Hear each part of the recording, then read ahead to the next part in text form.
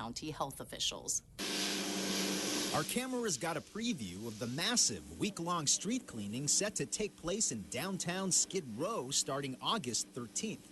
Local leaders are calling it a new day in a community widely regarded as the nation's homeless capital. It's the beginning of an effort to say that the needs on Skid Row are not only about policing and cleaning, but it's about providing social services on the spot. That cleanup to target a 6-block area between 5th and 7th Streets here in Skid Row. During those 7 days, county health officials say they will be trying to speak with as many people as possible to offer free health and psychiatric screenings, also supportive housing, but even they'll tell you this will not be easy. We're going to help as many people as we possibly can. Mike Arnold from the LA Homeless Services Authority says one of the biggest challenges is not enough resources, not enough room at Skid Row shelters to house all of the homeless people who will be displaced during the spray down. But where do they go specifically? Around the corner to a street that isn't being cleaned. The good news is that there really isn't the same sort of pushing them out into the broader community that went on years ago. Operation Healthy Streets, now a collaboration between the city of LA and county health officials, will not end homelessness, but is part of an outreach plan to make life on the streets a little easier, approaching people directly and telling them where to receive free tuberculosis testing and how to apply for Medicaid. A lot of them are at their last in, last rope, but they don't know where to go. They don't know how to get the resources. A lot of people aren't even from LA. They come here and nobody's out there telling them what resources to go to. But perhaps this will help. The city has now stepped up its week-long street cleanings from quarterly to bi-monthly. And officials say community outreach will be taking place weeks leading up to every hose down. In Skid Row, Gil Reyes for LA This Week. Local officials also promised to collect data on housing placement and medical coverage during the cleanup. The road to the future is paved, in this case, with lots of potholes. Those are the findings of City Controller Ron Galperin's latest audit of the Bureau of Street Services and its pothole repair program. Anna Marcos has the details. One of the city's 2 aging asphalt plants served as backdrop for the city controller's announcement. Ron Galperin's latest audit, The Road to the Future, claims the city's pothole repair services are inefficient and costly. Outdated technology and incomplete records are also a problem. I live on a street that's a mess. The concrete is cracked, potholes pop up every few feet, the road is actually crumbling. And in fact, the street I live on is rated F by the city. The audit also shows the Bureau of Street Services, which makes street repairs, failed to collect $190 million in fees owed by utility companies for tearing up the streets, money that could have fixed more potholes. We need to look at who can we collect from that is doing damage to the streets? How can we actually get much better cost accounting on the work that we're doing? How do we reduce the cost of asphalt that we are spending on right now when we know we're paying way too much for it? One example of the inefficiencies is this asphalt plant itself. Modern plants and technologies can recycle 50% or even 100% of used asphalt, but this plant can only recycle 10%. Bureau of Street Services managers say they will cooperate with the audit in spite of limited resources. But they say right now there isn't enough money to repair the worst cases, streets with a classification grade of D or F. These streets require major repair on the base, sub-base. Basically, you have to remove the entire structure of the street. What we have today is the result of decades of chronic underfunding. Galperin recommends the Bureau find new sources of funding and that it improve its analysis and record keeping and prioritize important streets, as well as enhance its technology. He will revisit the Bureau's progress next year. I'm Anna Marcos for LA This Week. To find out what grade your own street has, visit controlpanel.la. As controversy continues to swirl around the issue of unaccompanied minors crossing the border and heated discussions regarding what cities, states, and the government should do to deal with the influx, Rasha Goel reports on what several city leaders say Los Angeles needs to do. Several LA City Council members recently called for immediate support and humane treatment of unaccompanied minors coming to the U.S. from Central America. 57,000 minors, mostly from El Salvador, Honduras, and Guatemala, have crossed into the U.S. since last October. It is expected that number will rise to 90,000 by the end of the year. In 2008, the Congress passed and the President signed the William Wilberforce Trafficking Victims Protection Reauthorization Act of 2008 and makes it illegal to send away unaccompanied children from those countries. The children arriving from Central American countries fall under this provision and simply cannot be turned away. Those who oppose undocumented immigrants say they are a burden on the community. In the city of Murrieta, busloads of immigrants were stopped by protesters. This is not a time for us to stand in judgment. It is a time for compassion, and we must help. Of the 57,000 minors entering the U.S., 30,000 have been placed with relatives or sponsors while they await immigration hearings. I think it's time for us to think about how we will make sure that these children are treated upon arrival as we move into reunification and legal proceedings. They're children. We need to be there for them. We need to be able to offer them social services. We need to be able to give them mental health services. According to reports, the Obama administration is seeking a $3.7 billion package to deal with what the president is calling a humanitarian crisis. I'm Rasha Goel for LA This Week. The children's arrival has sparked debates in many states over how to pay for shelter, food, and education for the children. It's about community solidarity and crime prevention, and there was plenty of that to go around as the Southland celebrated National Night Out. Yana Kay reports. Business owner Lindsay Hollister is welcoming customers at a booth she set up right in front of her pie store in downtown LA's Arts District. She's just one of many vendors who are taking a united stand against crime in her beloved neighborhood by participating in National Night Out. We're still downtown, you know, we're a big city, so definitely things happen, and we have definitely felt the presence of the LAPD helping us out when we've had issues, and just being here in the neighborhood and bringing awareness to the safety of it. This is the 31st National Night Out crime prevention event, and it offers an opportunity for police officers and community members to get together and network, exchange ideas, and build stronger relationships with each other. This is where we get to talk, usually under non-stressful situations, where they get to know us. The community wants to know their police. They want to know their officers, and this is how we get to do it. A number of Southland cities are taking part in National Night Out, including many from the West Side and the Valley. Past events have included cookouts and block parties. And here in Sherman Oaks, there was certainly no shortage of neighborhood spirit or food trucks, as residents came out in droves to mingle and take a stand against crime. We've had historic lows in crime, not just because of great policing, but because we have the community that is a part of that partnership, of looking out for their neighbors. Los Angeles Mayor Eric Garcetti was joined by Los Angeles Police Chief Charlie Beck. They say communities can become even safer when residents know and trust their local police officers. Building communities is extremely important to keep a neighborhood safe. And by the looks of it, this neighborhood is one tight-knit community. Resident and mother of two, Erin Amos, says events like these help her feel safe. I think it's great because we get to go get out and meet the officers that are protecting us specifically in the neighborhood, and it's get to meet our neighbors and have fun. All the neighborhoods around here are all connected. We all communicate with one another. And when communities look out for each other and have fun together, it's a win-win for all.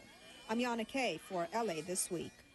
Started in 1984, National Night Out is traditionally held during the first week of August. And the issue of crime and violence is also a big concern shared across the nation by schools and universities in every community. A recent gathering brought the realities of campus violence front and center as educators and law enforcement officials try to find solutions. SC, over 20,000 undergraduates, almost as many staff, some Saturdays, well over 100,000 people at events. At the first ever campus safety conference hosted by Campus Safety Magazine, LAPD Chief Charlie Beck was invited to speak to school administrators, school security personnel, and other concerned individuals.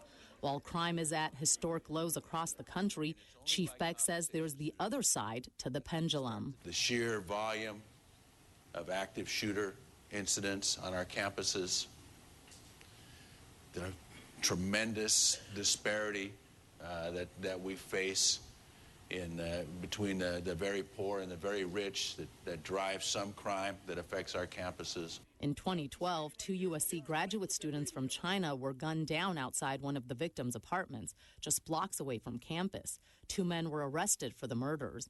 And just last month, another USC graduate student from China, 24-year-old Xing Ranji, was beaten to death with a baseball bat as he walked home from a study group. 4 teenagers ranging from 16 to 19 have been arrested. Events are happening around the country on a daily, weekly basis, whether it be a sexual event or an active shooter. There are more and more universities in K through 12. Educators are looking for ways to help get the message out to protect their people as best they can. Vendors also attended the conference, providing information on security tools ranging from high-tech surveillance systems to mace and pepper spray to keypad security door locks. Another tool money can't buy. LAPD Chief Charlie Beck says at the end of the day, cooperation between the school, the local community, and local law enforcement is critical in keeping our schools safe. In the case of the 2012 murders of the 2 USC grad students, 2 suspects were arrested. One of them pleaded guilty and is now serving 2 consecutive life sentences. Legends of Professional Skateboarding helped the city open its newest skate park. Gil Reyes reports on the impact it's having in the community of Boyle Heights.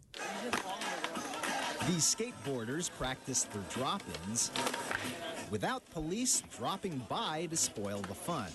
We went to street spots where they kick us out, send the cops after us, and now we have a perfect place to practice. Hundreds turned out for the opening of Boyle Heights' newest skate plaza in Hazard Park, a 10,000 square foot thrasher's paradise with stairs, rails, and ramps. The cost, $320,000. Money was raised with the help of pro skateboarding icon Rob Deerdeck. I think something like this, that's a great alternative athletic for kids, may be misunderstood because it's a newer sport, but I think when they see how much use it gets and how many kids enjoy it, I think anyone that was opposed to it would change their mind at this point. Compared to other outdoor activities like cycling, for example, skateboarding has received little love from the general public. It's banned in most public spaces, so skateboarders oftentimes have to practice at night, in parking garages, busy streets, and other areas where safety is compromised. Councilman Jose Huizar wants to change that. He's now opened 2 skate parks in Boyle Heights, home to a large skateboarding community. At the end of the day, it gives them the exercise they need. It gives them a place to be safe. And after we opened the first skate park at Hollenbeck, I had a lot of constituents tell me that, they see a lot more kids at that skate park, and they like it because there's less of them on their driveways. Skaters say the sport offers an alternative to gangs. Parents say they're happy their kids are practicing here instead of on the street.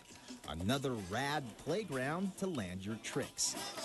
In Boyle Heights, Gil Reyes for LA This Week. The California Endowment and Diamond Supply Company helped secure funds to make the skate park possible. Filing a damage claim from the LADWP trunk line rupture in Westwood, the mayor prepares to review the performance of every single city department head, and the mayor talks salary hikes for LAPD officers. These stories and more in City Beat. Los Angeles police officers dressed in white union T-shirts recently showed up in force at City Hall demanding salary raises. And a week later, the mayor chaired a closed session meeting of the Executive Employee Relations Committee regarding collective bargaining instructions for the Los Angeles Police Protective League. He had this to say at the conclusion of the meeting. Making sure that we can recruit officers at the right salaries and retain officers who during the recession came in at a lower level remains a priority, and that's something that we need to do together with the union. The mayor says the city is also preparing to work with the United Firefighters of Los Angeles City regarding pay hikes for the city's firefighters. If your vehicle or other property was damaged during the Westwood Sunset Boulevard trunk line rupture, you're able to file a claim by going to ladwp.com/claims and downloading a form. Claims can be sent via email at ccenter@ladwp.com or by mail to the LA Department of Water and Power Attention Claims Section, P.O. Box 51111, Room 342, Los Angeles, California 90051-0100. You are asked to write UCLA claim on the envelope or in the subject line of your email. When Mayor Eric Garcetti first took office, he actually required every city department head to reapply for his or her job. Throughout the past year, the mayor and his staff have worked with the general managers and their departments to set goals and to establish metrics for measuring and reporting departmental performance. And now the mayor's office has announced that the mayor has begun his second annual review of every city department head in order to hold them accountable for their performance. Since taking office in 2013, the mayor has appointed 10 new general managers, including Chief Ralph Terrazas to the Los Angeles Fire Department and Marcy Edwards to the Department of Water and Power. You're looking at a composite sketch of a man police a sexually assaulted woman walking inside Debs Park in the 4200 block of Monterey Road. The first incident was reported in January of this year when a woman walking in the park was groped by a Hispanic man on a bicycle. Then on June 25th, a woman told police a Hispanic man on a green bicycle exposed himself to her. The latest incident was reported on July 20th. This time, the suspect reportedly was armed with a knife and grabbed the female victim by the shoulder and struck her. The suspect is said to have short, dark hair, to be around 20 to 25 years old, and 5'7" to 5'8", around 140 to 160 pounds. Volunteers helped mark Councilman Gil Cedillo's first year in office by spotlighting his Keep It Clean campaign. Anna Marcos takes a look. This is what a community cleaning up its act looks like. Residents in Councilmember Gil Cedillo's District 1 are celebrating the one-year anniversary of the Keep It Clean campaign. We've been successful in partnering with the Bureau of Sanitation and cleaning up 289 alleys. We've been able to pick up tons of trash. Curbside bulky item pickup? Forget about it. City leaders in District 1 have launched a pilot program that picks up bulky items from inside your own house. Bureau of Sanitation will come to your house and pick up your bulky item, whether that piece of furniture, whatever it may be. They will take it out of your house. You no longer have to place it on the sidewalk for pickup. This is the newest change in bulky item pickups. We think that this will keep the streets a little cleaner. And so the volunteers come in all shapes and sizes: tiny debris sweepers, big weed shovelers, enterprising rakers, and everything in between, all ready to make their community a cleaner, safer place to live. Cleaning up the community and being something positive can be done and can continue to be done. Lead by example. But a few dozen volunteers can't do it alone. Since we've spent a year and over $1 million in cleaning this community, we want to make sure that the message is out that we need to keep it clean. With a little luck, maybe more in the community will pitch in. I'm Anna Marcos for LA This Week. The in-house bulky item pickup pilot program could spread to other districts. The LA Dodgers, by the way, also helped in the cleanup. It's got miles of jogging and horseback trails, picnic areas, and plenty of outdoor recreation. But now visitors to Griffith Park can also get their hearts pumping by using the park's outdoor gym. Yana Kay reports. Located by the Crystal Springs picnic area in Griffith Park, visitors will now be able to work up a sweat thanks to this brand new exercise equipment. This is a great opportunity for people who want to come and do a little bit of exercise. It's a nice, safe way to try out some new exercises. So I think it's a great addition to the park. 3, 2, 1. City officials and community members held a ribbon cutting to introduce the new fitness zone, which features 13 stations of workout equipment and is conveniently situated near Baseball Diamond, golf course, and popular walking trail. Councilmember Tom LaBonge gave a shout-out to fellow councilman Mike Bonin, who represents the West Side. See that, Mike Bonin? You got Muscle Beach, but we got it here, too. The fitness zone is part of the Department of Recreation and Parks' goal to bring health and fitness to communities in Los Angeles. Physical activity is so important, and in this day and age, we need to really concentrate on that. So I'm very happy to see this come to light. The Department of Recreation and Parks says fitness zones have proven very popular among residents because they're easy to use and accessible. I'm Yana Kay for LA This Week. In this week's list of things to do, a celebration at El Pueblo, Maryland, the exhibit, and the renowned photographer may be taking your picture. The El Pueblo Historical Monument, better known as home to Olvera Street, is celebrating 130 years of the Plaza Firehouse on Saturday, August 16th from 10 a.m. to 3 p.m. at the El Pueblo Historical Monument, located at 125 Paseo de la Plaza. El Pueblo will be celebrating this historic milestone by showcasing antique fire rigs and apparatuses on the plaza and rarely seen photos and artifacts. There will also be living history performances courtesy of the LAFD Historical Society in the Pico House at 11 a.m. and 1:30 p.m. Go to Facebook/LA This Week, where we posted information on the event.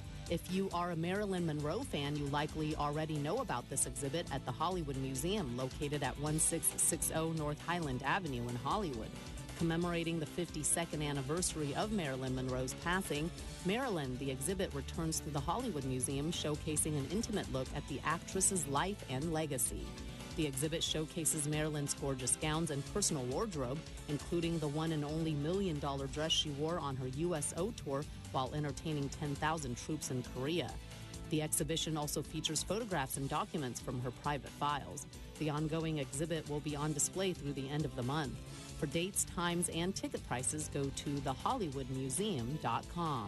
Gary Leonard is an LA treasure. He's photographed the city's milestones, people, and happenings since the 1970s.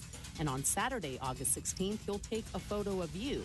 That is, if you show up at the LA Central Library's free event hosted by Photo Friends of the Los Angeles Public Library.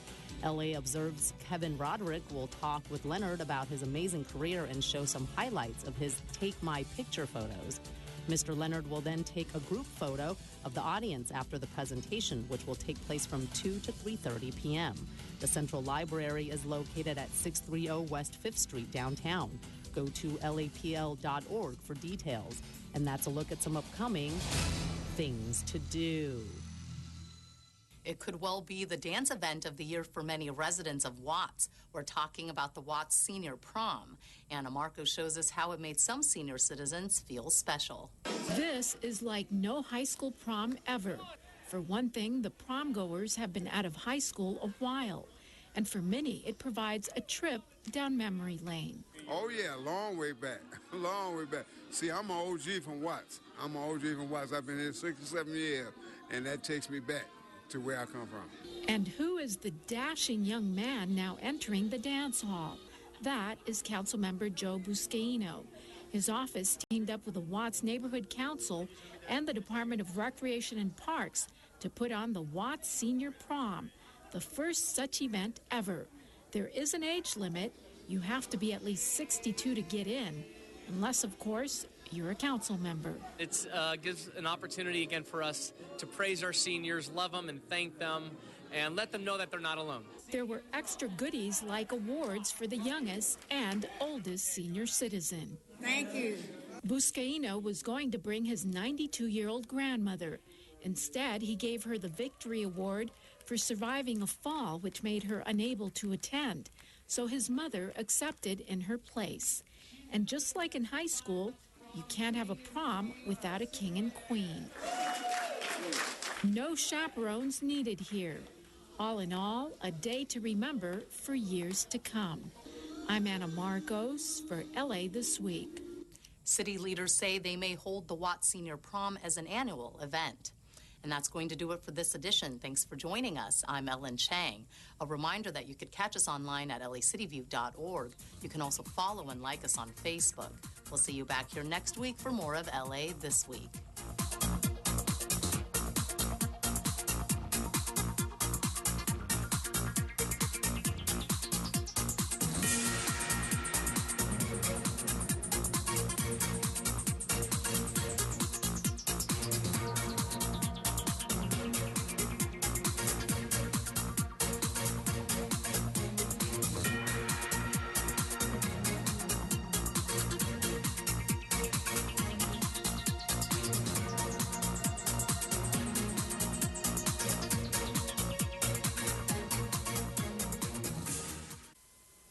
There's more you can do to prepare for the next major earthquake in California. Don't fight a brick. The brick will win. DareToPrepare.org. G'day. Troy McCubbin from North Hollywood. You're watching LA City View, Channel 35, our city, our channel.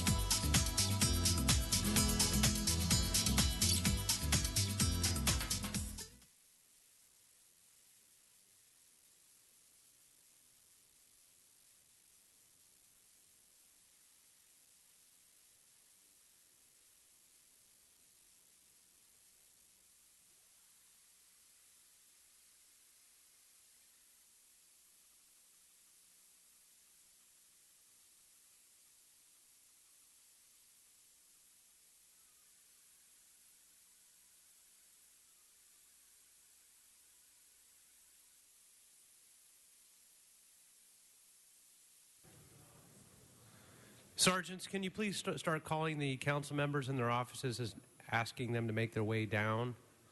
Are there any current committees taking place? Mr. Clerk? All right, council members, please start making your way to council chambers.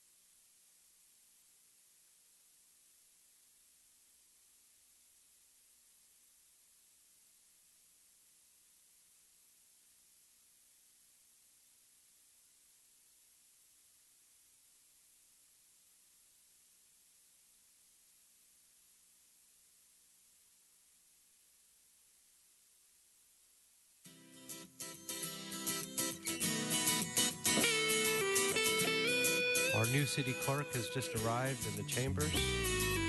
Our soon-to-be new city clerk.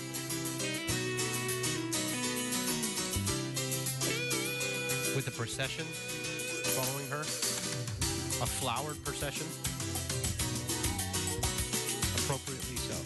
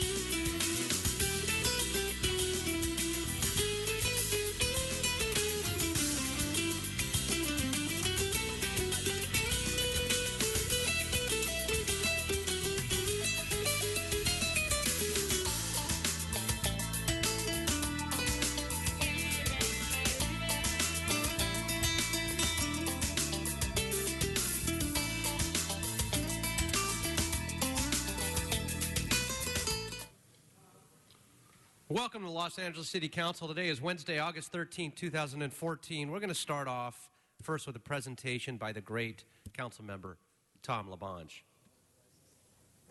Tom, the floor is yours. Thank you very much, Mr. President. I have with me Al Cortez, give him Superintendent, Special Superintendent for LA Unified. And why I brought Al in here is just to make us all aware about the great program the Los Angeles Unified District has called Beyond the Bell. As you may or may not know, members, one of my first 5 or 6 jobs in life after selling the Herald Examiner on a street corner was with Youth Services, LA Unified at John Marshall High, and the after-school program. But it has advanced much further beyond that into the outer stratosphere, that if you participate, you graduate. If you get involved in school life, you will have a better life. And the Beyond the Bell is just that, and I'm just so proud of Beyond the Bell. I wanted to give them recognition so all of you know. Mr. Koretz, you know about Beyond the Bell? You sure do. He's a Hamilton High guy. He knows about Beyond the Bell and how. What do you do? What's the better program, at Marshall or at Hamilton for Beyond the Bell? Since you're standing next to me, it's certainly at Marshall. Oh, very good there. But all of us here, we're so fortunate to have our backgrounds in Los Angeles, most of us here, but to salute you for what you've done. Because it does take a person. It does take a person to, let me assist right here. Okay, let me get you right through. You want to sit right down here? There you go. All right, thank you. Thank you very much. Excuse me. It does take a person to lead. A conductor for the orchestra, a quarterback in the huddle, members in a district, a mayor, a governor. But Al, you've done that for the city of Los Angeles. And this program provides an excellent program for the after-school program. It's the largest volume of volunteer workforce in Los Angeles. The volunteers who help are so key to that. I like stay late and graduate. And all your work, you were a former principal. At what school were you principal? Oxnard Elementary. Oxnard Elementary, North Hollywood. That's Mr. Krikorian's district right there. 6 years ago, Beyond the Bell, under your leadership, took the action to help students expressing interest in leadership in schools to participate, as I mentioned, in all the variety of after-school programs. And I just wanted to salute you at this time. So on behalf of Mayor Eric Garcetti, our mayor, who knows and supports your program, on behalf of the members of the council, Al Cortez, I thank you so much, and I want to give you this big presentation. I appreciate it. Give him a big hand. Here we go right there. Here we go, one more. Thank you. Thank you for this honor. One of the things that I will mention is we have a National Cyber Patriot program in which we have students competing from around the country. We have numerous high schools involved, high school teams that get involved with the process with the Air Force Association. Last year we were fortunate enough to have one of our teams be the national champions. They competed against 3,000 other teams across the nation. So the team from North Hollywood High School are the Cyber Patriot champions of the world. As we know, the cyber security is one of the issues that face us in the future, faces us now. And so we're trying to prepare our students for that as well. One of the things that I like to do is receive something is also give something in return. We are very fortunate to have had a friend, many friends on the City Council, but one specifically, Mr. Tom LaBonge, has been a true advocate not only for the students of Beyond the Bell, but the students of Los Angeles, and is an advocate for every school, not just Marshall High School. So on behalf of, and this is rarely given outside of the school district, but on behalf of Beyond the Bell, I would like to present to Councilman Tom LaBonge our Beyond the Bell Award for going above and beyond the call of duty as an advocate for children. Thank you very much. Thank you. It works. Al, I thank you very much. There's the bell. I can still hear it at Ivanhoe Elementary, at King Middle School, at John Marshall High, and it's so important. And all of us members, and I really wanted to focus on all of us, San Fernando High right here, working hard. Go Tigers. There you go. All of us, Mr. Fuentes, wants to help you in a way that helps students. Because I wouldn't be here standing in today if it wasn't for LA Unified and Beyond the Bell and the athletic programs that they had and the great industrial arts. All that being said, let's have another hand for Beyond the Bell, LA Unified. All right, let's give them a round of applause. Thank you so much. Well, let's go ahead and take some of the agenda items. Again, we do have a quorum. We're live broadcast on Channel 35. We also stream live on the internet, although I'm not sure if we're streaming today since our city clerk is here. We are streaming live. And with that, if we could please call the roll. Blumenfield, Bona, Buscaino, Cedillo, Englander, Fuentes, Huizar, Correz, Corin, LaBonge, Martinez, O'Farrell, Parks, Price, West, and 12 members present and a quorum, Mr. President. Thank you, Mr. Clerk. And if we could take the first order of business. Approval of the minutes. Okay, Mr. Fuentes moves, Mr. Huizar seconds. Next item. Commendatory resolutions for approval. Mr. Bonin moves, Mr. Blumenfield seconds. Mr. President, the Office of Finance recommends that item 2A be received and filed inasmuch as the taxpayer has been granted an administrative hearing, and the Department of Building and Safety recommends that item 1A be continued to August 27, and that items 1B and 1C be received and filed inasmuch as the liens have been paid in full. Great. Okay, that'll be the order without objection. Very good, sir. Items 1 through 6 are items noticed for public hearing. Okay, those items are noticed for public hearing, and do we have cards on any of the particular items? Item 1, sir. Okay, we'll hold that for cards. That leaves 3, 4, 5, 6, 3, 4, 5, and 6. And 2B, sir. And 2B. And 2B has no cards? That is correct, We'll go sir. ahead and take that up now as well. Members, those items are before us. Any specials from any members on those particular items? Seeing none, we'll go ahead and open the roll on those items, close the roll, and tabulate the vote. 12 ayes. Right, those items are approved. Mr. President, items 7 through 22 are items for which public hearings have been held. Items 7 and 22 should be held on the desk until such time as the committee reports have been circulated. And item 7 is being held by Mr. Blumenfield as well, and 22 will be held for the committee report to be Mr. President, I'm told that item 22 has now been circulated. Okay, so those items are before us. Members, do we have any specials? Mr. Koretz. Item 21, please. 21. We'll go ahead and hold that on the desk. Other items, members? Seeing none, we'll go ahead and open the roll on those remaining items. Close the roll and tabulate the vote. 12 ayes. Those are approved. Mr. President, items 23 through 36 are items for which public hearings have not been held. 10 votes are required for consideration. Okay, we'll go ahead and open the roll for consideration on those remaining items. Close the roll and tabulate the vote. 12 ayes. Okay, those items are before us now. And do we have cards on any of those particular items? Yes, sir, we do. We have cards on items 23, 29, 30, and 31. And I believe that we have a request for item 30 to be continued for 1 week, which would take us to August 20th. That is correct, sir. Okay, so that'll be the order without objection. So we'll go ahead and remove that item and continue it for 1 week. On those remaining items, 24 through 27, I believe, are ordinances. Yes, sir. 24 through 27 are ordinances. Okay, so we'll take up those remaining items. Do we have any specials on those remaining items, colleagues? Seeing none, we'll go ahead and open the roll on those remaining items. Close the roll and tabulate the vote. 14 ayes. Great, thank you very much. That takes us to item 1, I believe. Mr. President, we do have items 37 through 39. They're items scheduled for closed session. Would you like to hold them on the desk? Yes, we'll go ahead and hold those for a closed session.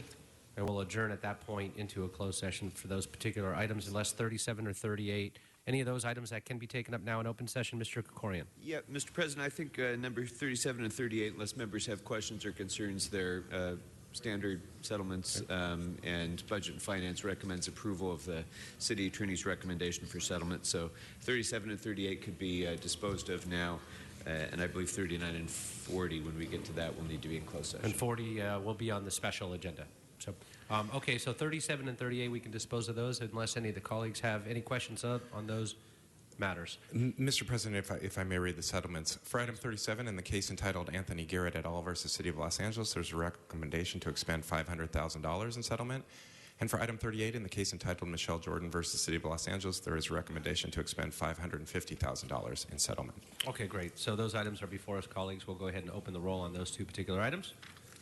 Close the roll and tabulate the vote. 14 ayes. Those are approved. We'll go ahead and hold 39 then on the desk. We don't have to go into the special meeting. There's one item that's going to be called special for that now anyway, unless Mr. Krikorian wanted to take up the special meeting now. We can't do that until 11:55, sir. It says 10:15. Try this one. And here's an updated sheet that says 11:55. All right. Well, those are still my there. Okay. All right. So 11:55. Mr. President, if it is your pleasure, the committee report for item 7 has been circulated, and if you'd like to take that up, you can at this time. Mr. Blumenfield, would you like to take up item 7? Yes, the floor is yours. Oh, wait. There's a lull in the act. We're going to pause. Not yet. So we're going to wait until some of the other members are all around. Okay, so we're going to hold that, continue to hold that item for a moment. With that, we'll go ahead and then take item 1 for cards. On item 1, okay, John Walsh, followed by Mr. Herman.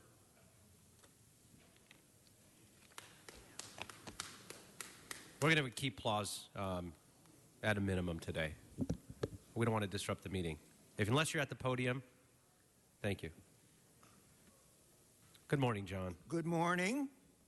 John Walsh, blogging at HollywoodHighlands.org or J. Walsh Confidential, and just tweeting at Hollywood Dems. Again, this concerns appeals for building and safety. Just the other day, someone showed up here, didn't know what was going on. Batman showed her how to file, and she's not going to have to pay the lien. Or if she has to pay the lien, and some of these liens are very high, it will be at a much smaller rate, because a lot of people don't understand. This is a suggestion by the city. Anybody who comes up here who has a lien, who speaks out against the lien, will get a substantial reduction in the lien because the liens are essentially, some of them are essentially bogus. HollywoodHighlands.org.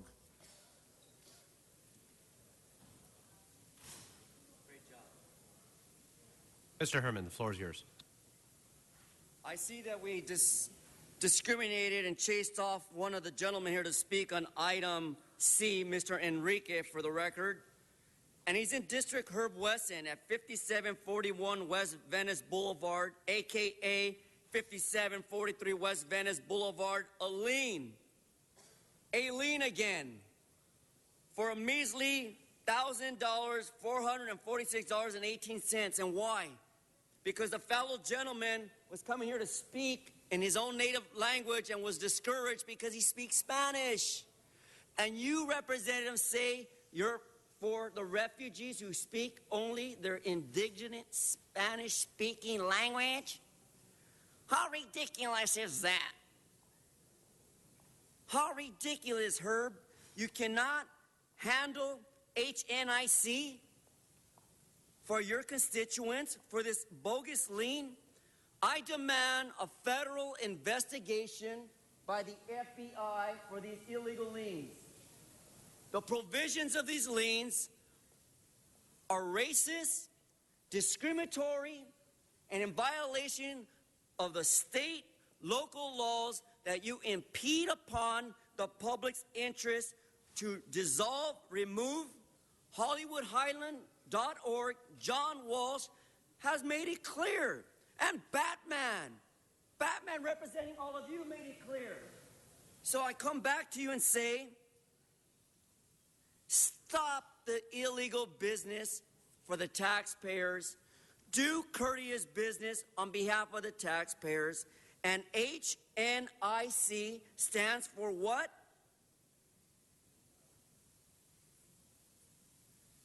Heck. No. Negro in charge. Head Negro in charge. Thank you. All right. Steve, I guess, is Prombita.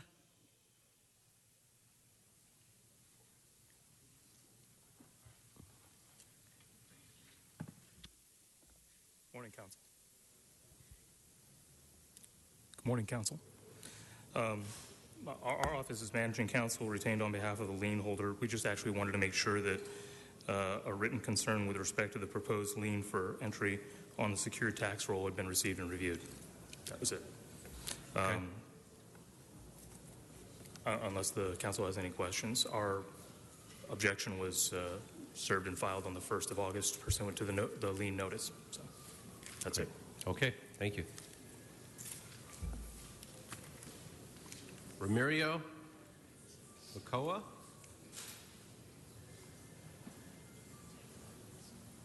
National Boulevard. Ramirio. No longer present. Okay, we'll note and file your card. Enrique Marin. Enrique.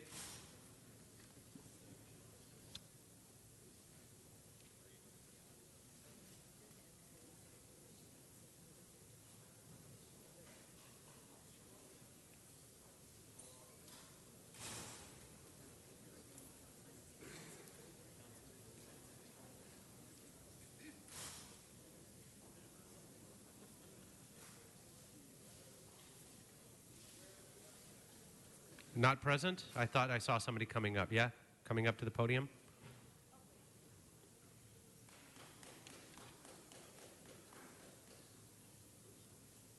Sorry, I think you called my name. No problem. It's Ramiro Licona. Yes. And I'm coming here and also for a lien into my property. I got a fine for having some flags in front of my store that I removed immediately. The fine was $250. And also they gave me a penalty because after at my store, I have my building since 1994 at 8940 National Boulevard. In 2001, I got an order to comply that I did. Then Inspector Gordon Kane said everything was fine. 2011, Inspector Alba came back to my place and gave me another fine. I have to spend about $20,000 to do actually, to the building, actually nothing. All paperwork, okay, that I did. Now, the $250 fine for the flags that I removed is $5,000 plus. Okay, I've been many times to the building and safety buildings, and nobody ever told me also that I can contest that to them. Today, here, there is a gentleman that approached me and said that I can have done that, they can do this, but the less word, I like to have that removed. If I have to pay the $250, well, I pay that, but $5,000 for something that really is ridiculous. Everybody has those flags in around Los Angeles. My building, 8940 National Boulevard, has no flags. Building next to is full of flags. Across the street is full of flags. And the other side of the freeway is full of flags. Okay? And so it just seems, huh? They're targeting you. Yeah, it's just targeting me for some reason. I don't know. I have the picture here of my building and the building next door if you like to see it. Okay, sir. And I believe we've got staff here to address this as well. Sorry? Hold on a sec, sir, please.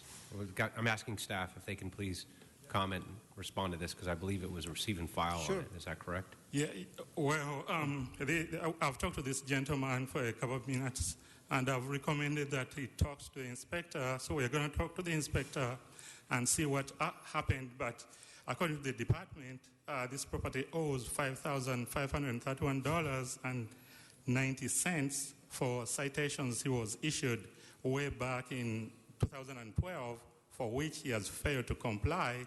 So we have a back and forth with him. We've had it for the past 2 years. So I recommend that we continue this for 2 weeks while we have the inspector take a look at this. Okay, great. Then that's what we'll go ahead and do based on the department. Excuse me. This is not going to be a conversation. You got your 2 minutes. No, and, excuse me, sir. This is a very good thing for you. Okay. We're going to continue it to allow you to see what you can work out with the department rather than vote right now and assess it.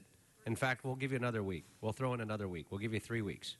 So we'll give you 3 weeks, which will take you, no, actually, we'll give you even more. We'll give you a month because 3 weeks takes us into council recess in the League of Cities. So 30 days from now, September 12th, we'll give you another month to work this out with the department, meet with the inspectors, present your arguments, and come back here, which rather than just vote on it now and leaning the property. So we'll go ahead and set it all aside, give you another month to work it out, and we'll bring it back here on September the 12th.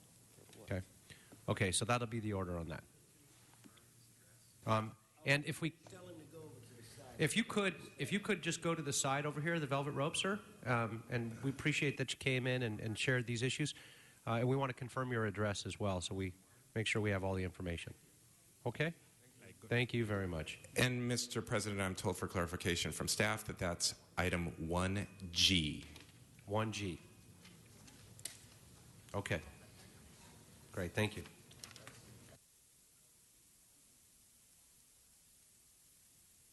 Okay, Mr. Clerk, where does that take us? Item 7, I believe. Mr. President, we do have some items remaining for item number 1, sir. I believe it's D and E.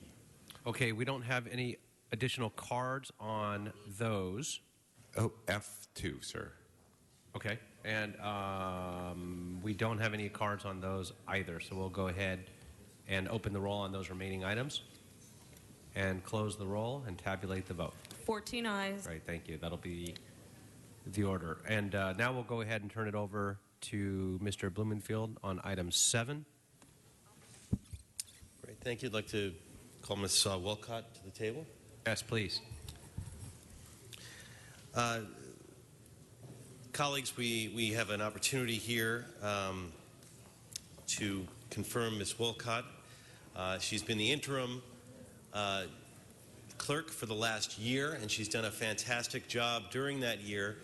But equally important, for 26 years, she has been a member of the city family and has seen the city in a variety of different perspectives, whether it was with CLA, LAPD, aging, LAFD.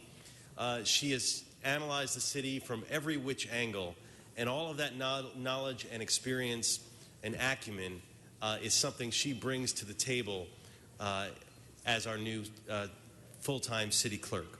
So I'm very excited about it. We had her come to ITGS committee. We had a rigorous cross-examination. We examined, we underturned every rock.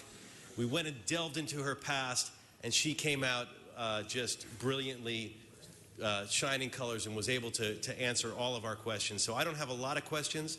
I'm just going to ask you basically two things. One, to just share a little bit about your vision for the office. And I know I'm excited about you bringing us into the 21st century with the technology that we talked about in committee, and even helping document some of the 20th century issues, because you've been working so hard on getting those old documents up online.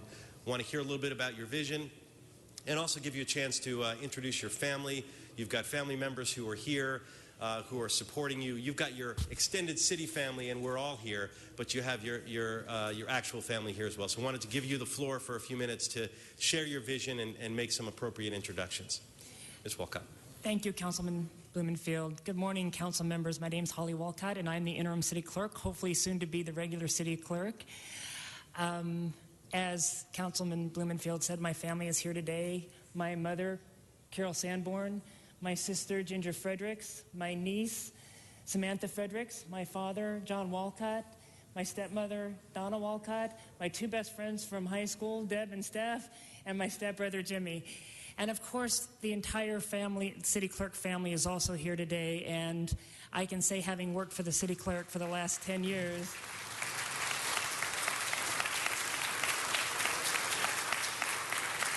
that they are the best staff at City Hall, and I really appreciate all of their support.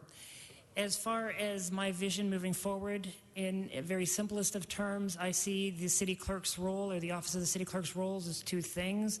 We are process and we are information, and our mission is to serve. So how do we do that? We do that by making sure our processes are efficient. We have done everything we can for the council processes to take them into the 21st century by automating and moving things to a database environment, and so things that are available on mobile devices. Going forward, we will also hopefully have a new voting system for the council, be able to annotate and bring up your agendas on mobile devices. For the election, we are looking to move that into the 21st century as well, working with the county to get a new election system. We are trying to do everything we can to get old archives online, and so that they can be researched from the public no matter where they are. And key is to communicate with the public how they hear information today. So that's maximizing the use of social media and really answering questions and providing the best service we can. So I'm happy to answer any other questions. Okay, let's move on to Mr. Labange, Tom Labange. Holly, thank you very much. You touched all bases there. If you're a ball player, you hit it way out of the park. And working with the county is so important, because what's sometimes frustrating to voters is they go to an election and it's a county election and they vote here, but when it's a city election, they vote there. So working with the county, maybe we could figure out what we have to do. What a beautiful family that you have. I hope you take time to go up to the Tom Bradley Tower. And I just will close to say I always check with department staff, on how they think I should vote on this issue. And I did check with department staff, and the staff member said, you better vote for her. So good job, Julie. They know I will beat them if they don't. Oh, no, you won't do that. We've got to send you to HR now. Okay. Mr. Huizar. Thank you. I just forgot to mention the archives and the help we could do with the Historical Society and all that availability. Thank you so much, Mr. Huizar. Thank you, Mr. Labange. And Holly, this is a year too late. I think the choice was obvious when our very capable previous city clerk retired. I have found you to be very thoughtful, engaging, and everything we've asked of you as a council to research this, research that. How do we increase voter participation? You put all the options for us, And we've had some very thoughtful conversations and discussions because of that. So I want to thank you for your service. And Mr. Blumenfield, you haven't overturned every rock. You haven't spoken to her two best friends since childhood who are here. So make sure you talk to them before you vote. You might come up with some new things. I'm not sure. But Holly, it's just been a pleasure.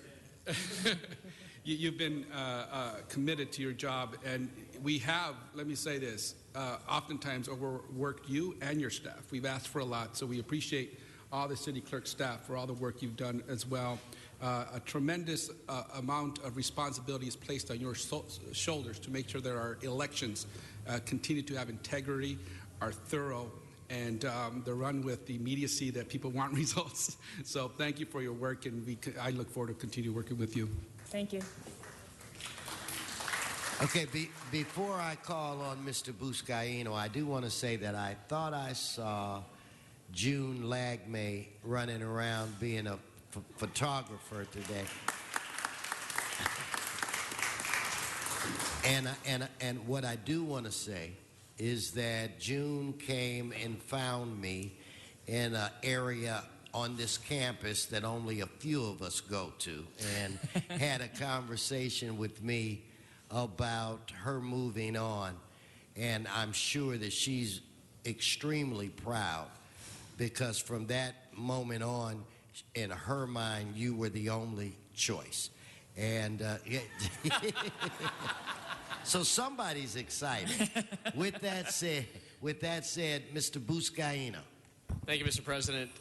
Can Channel 35 get that shot of June just now, jumping up and down?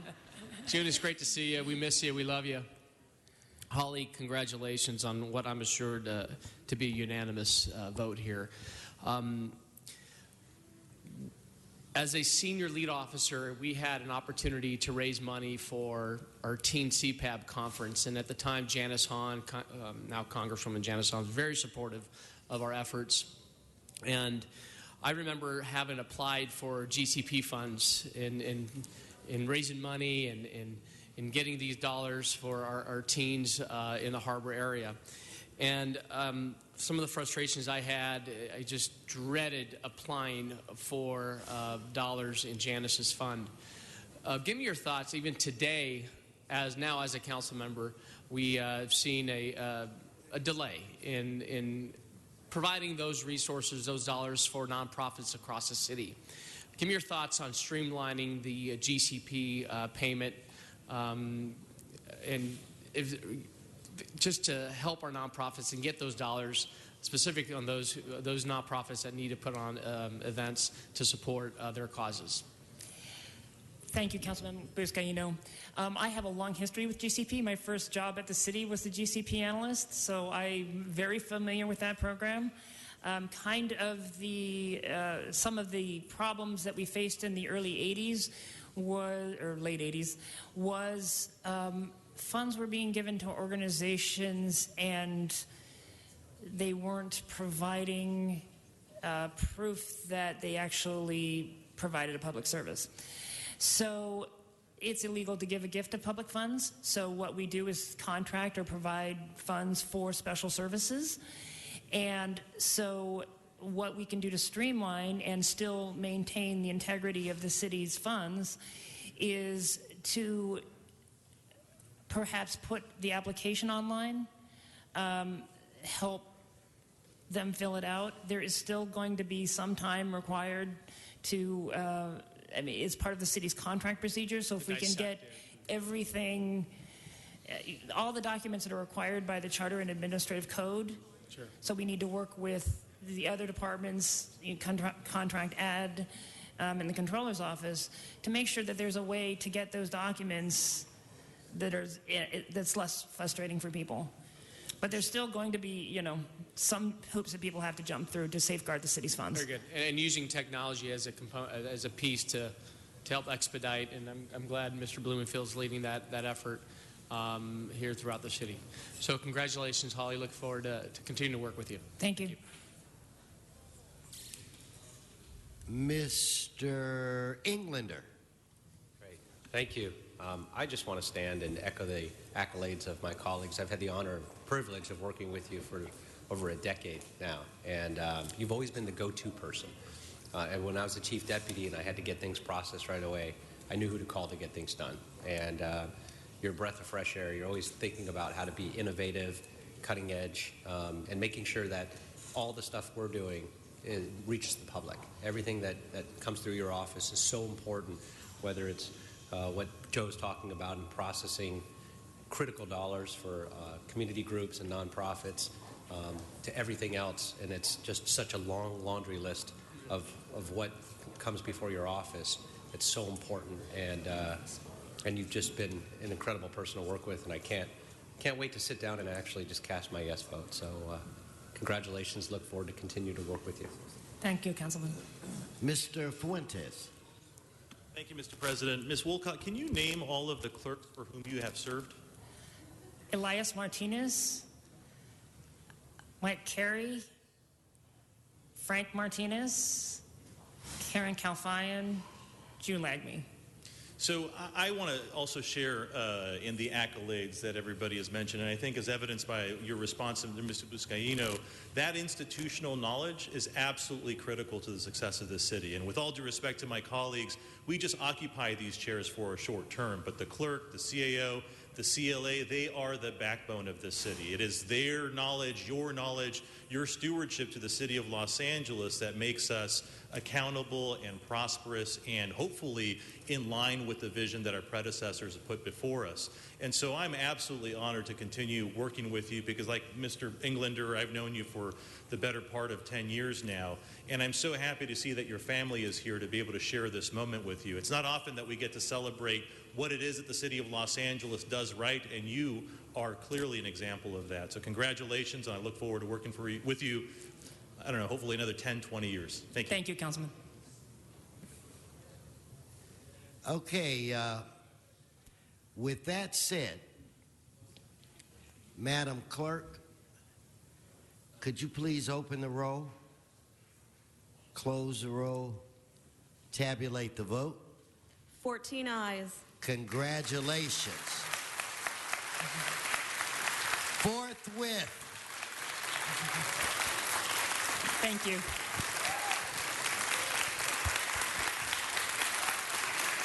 Thank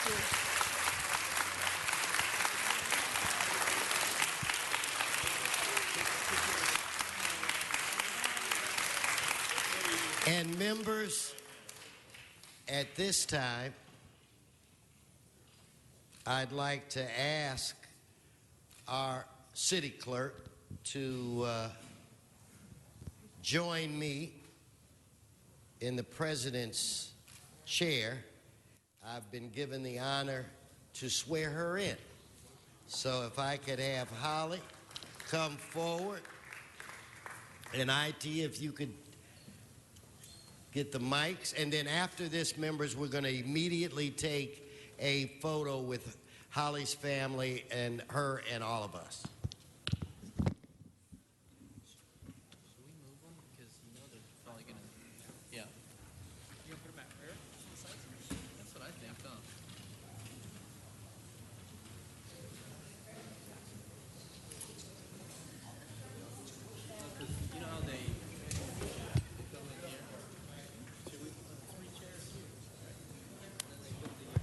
Testing, testing. For our first number, Holly and I are going to sing You Lost That Loving Feeling.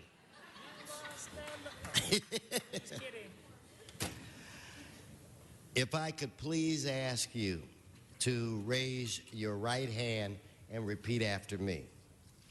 I state your name. I state your name. I, Holly Lynn Walcott, Do solemnly swear do solemnly swear that I will support the Constitution of the United States that I will support the Constitution of the United States and the Constitution of the State of California and the Constitution of the State of California and the Charter of the City of Los Angeles, and the Charter of the City of Los Angeles, and that I will faithfully discharge and that I will faithfully discharge the duties of the office of City Clerk the duties of the office of City Clerk according to the best of my ability. according to the best of my abilities. Madam Clerk, Congratulations. Thank you. Give me Wait, we have to turn this way. Hold on. I hear you, LeVon. I can't do it right. Hold on. Sorry. Relax, it's okay. We got the leg.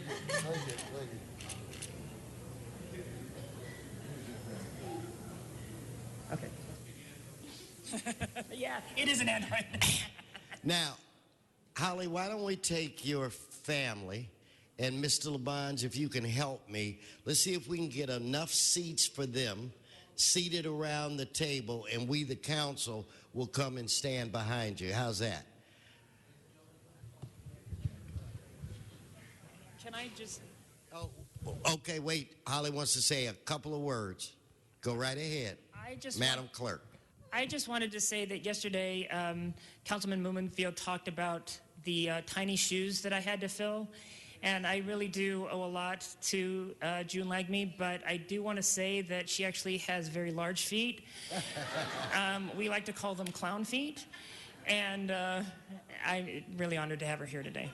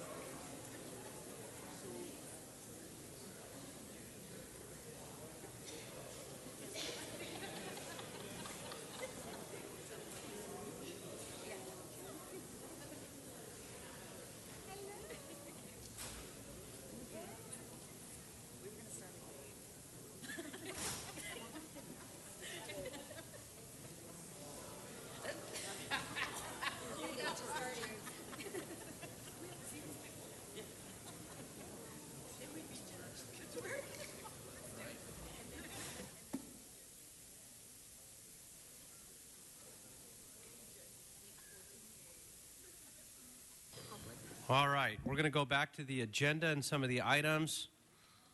What's this piece of paper that I have that was left here? It says here, I, Holly Lynn Walcott, do solemnly swear. Oh, we did that. Check. Congratulations again. Okay.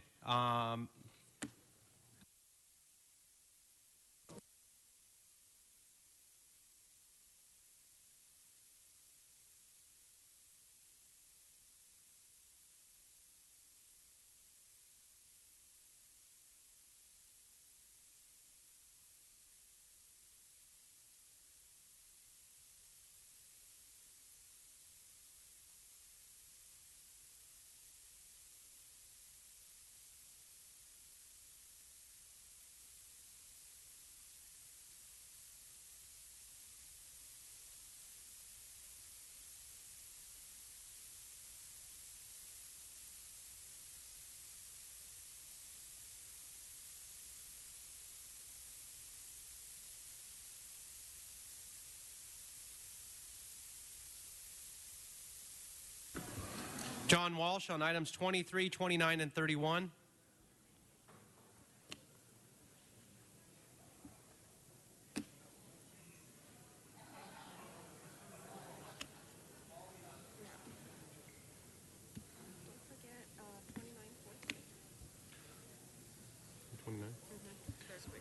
And there's a request for item 29 to go forthwith. That'll be the order without objection.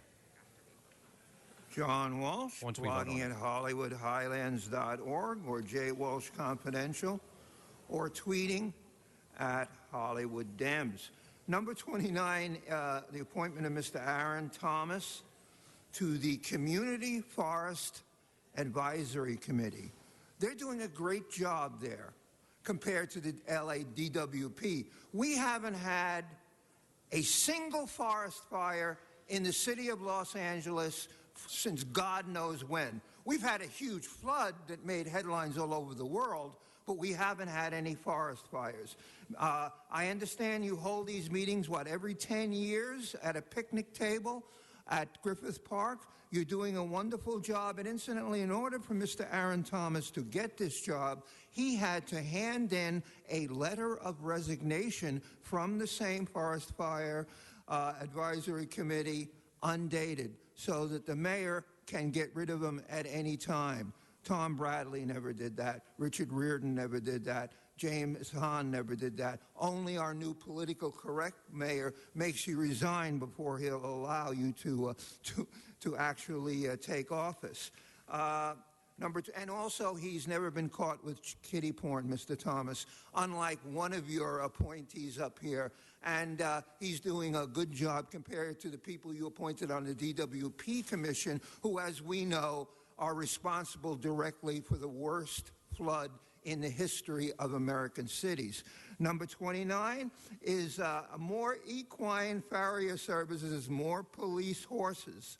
This is Horsegate, cow flop, horse pucky gate is continuing. This is a man named Charles Esau, who is going to he's going to execute the Third Amendment to the LAPD contract. You can execute any contract. Please, LAPD, don't execute me. I have white skin. That protects me. I'm going to tell you, if I had black skin or brown skin, I would have been killed by the LAPD years ago.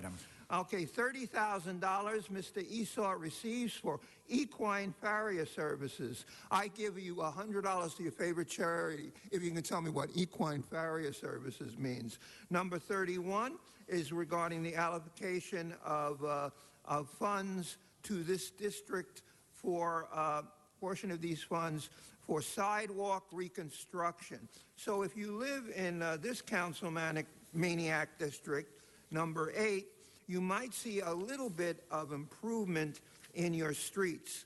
And so, as you know, we have the worst sidewalks in America, most poor, and then you step onto the worst roadway in America.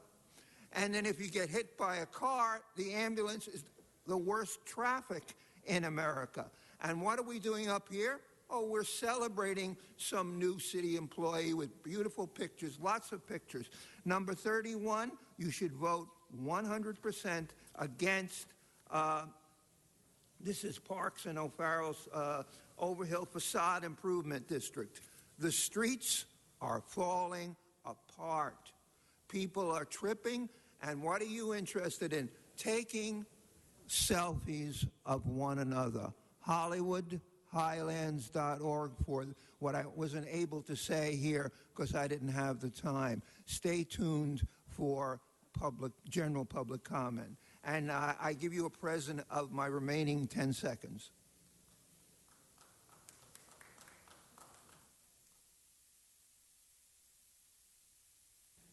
All right, Herman on 23.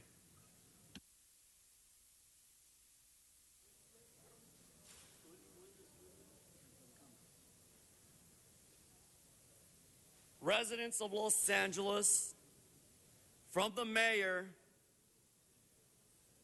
the appointment of Mr. Aaron for the habitat of our forestry with a drought. How will we save the billions of trees and shrubbery without the appropriate appropriations of funding for our forestry? You could provide many jobs for forestry. Incidentally, Mr. Fuentes doesn't see it important, and he came from Sacramento where there are millions and billions of trees. So Batman reaches out to you, the public. Fix LA, fix our forestry. For what? Batman returns on behalf of all you so that we can fix the issues in our forestry, that we can provide public interest in what? Mr. Aaron Thomas to the Community Forestry Advisory Committee for Habitat, for Griffith Park, and all other parks. Save the forestry, save our wildlife, save us bats from extinction.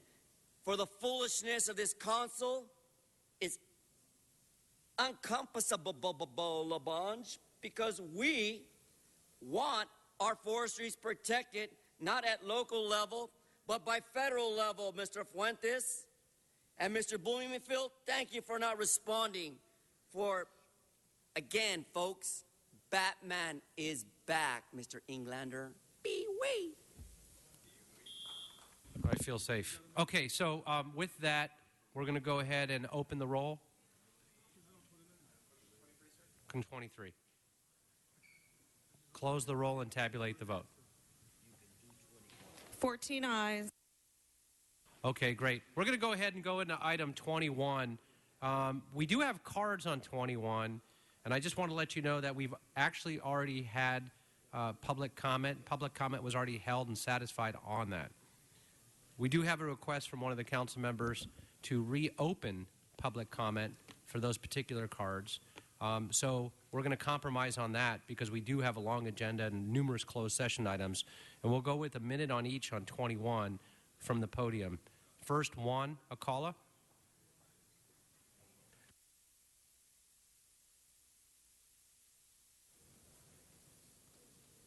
Hello, I just got back from Guadalajara, Mexico, and there's no shortage of water over there. There's way too much water.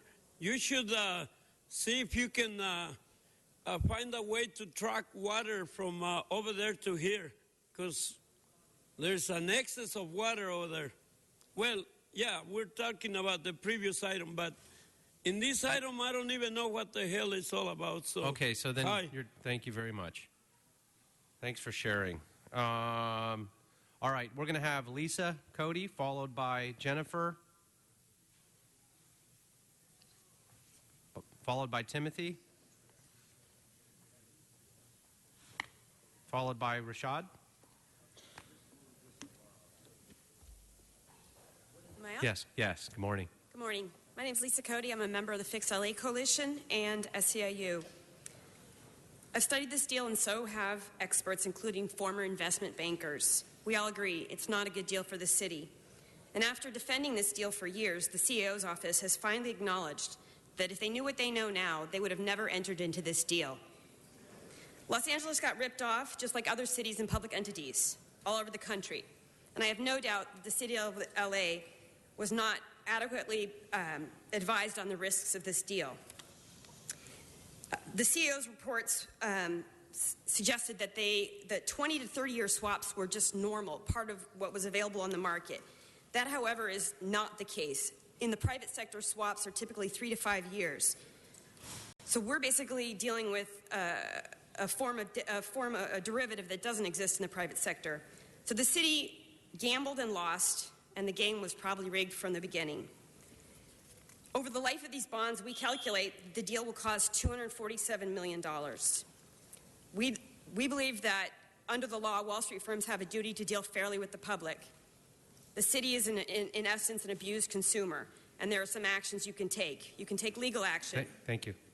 Thanks. Thank you.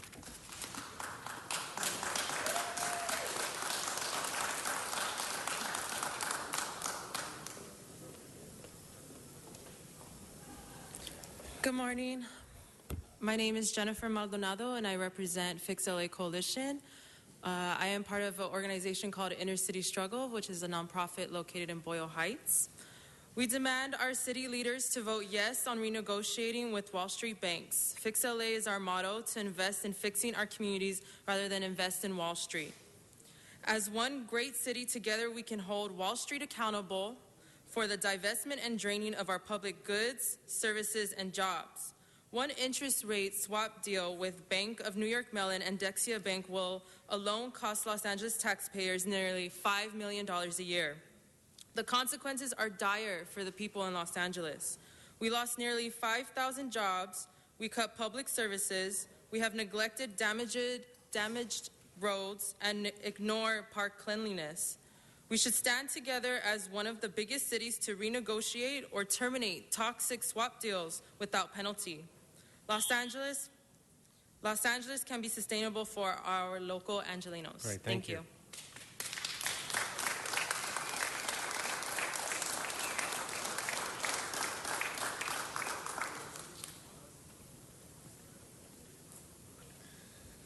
Good morning. My name is Timothy Butcher. I'm a city employee. I work for Street Services, the resurfacing division. I fix your streets. I am a member of SEIU 721. I'm a shop steward. I'm a member of numerous joint labor management committees, and I'm currently on the bargaining team for our contract. I'm here on behalf of Fix LA, and I'd like to speak in favor of Councilman Koret's motion to renegotiate these bad deals, these bad loans. I don't know a whole lot about high finance. I'm just a truck driver, but I do know if I go to a bank and they give me a bad deal, I don't deal with that bank anymore. And I don't understand why the city can't use the same kind of concept on some of these big banks saying, hey, help us out, or you know, we're not going to deal with you anymore. We spend more in fees than like twice what the budget of street services is. I just want to fix the streets, me and my colleagues. Help us, please. Try and get the money from these guys so that we can fix your streets. Thank you.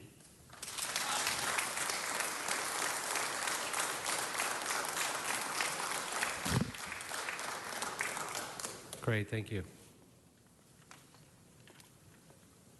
Good morning, council members. My name is Rashad Rucker. I'm a part of the Fix LA campaign as well as, or Fix LA Coalition as well as Community Coalition. First, I'd like to invite, if I may, all the members of Fix LA to stand, if you may. We are here standing in support of the motion that is before you.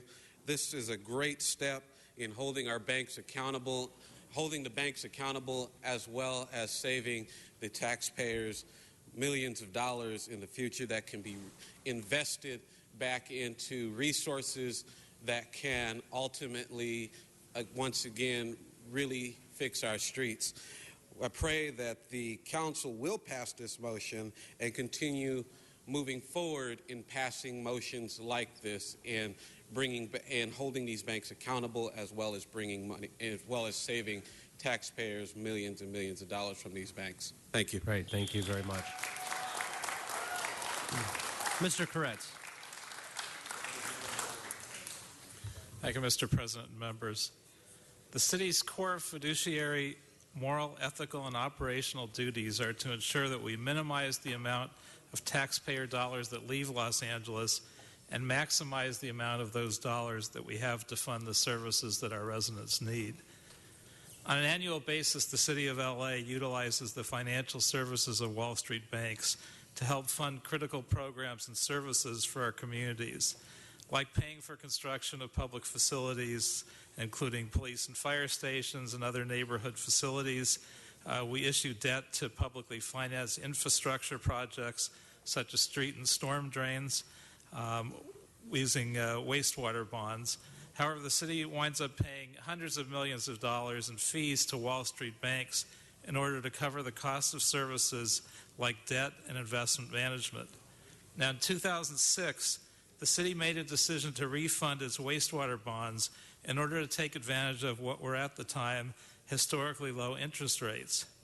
Instead of refinancing into a fixed rate bond or into unhedged variable rate debt, the city opted to hedge against rising interest rates by using a relatively new type of public financing, synthetic fixed rate bonds achieved through entering into an interest rate swap.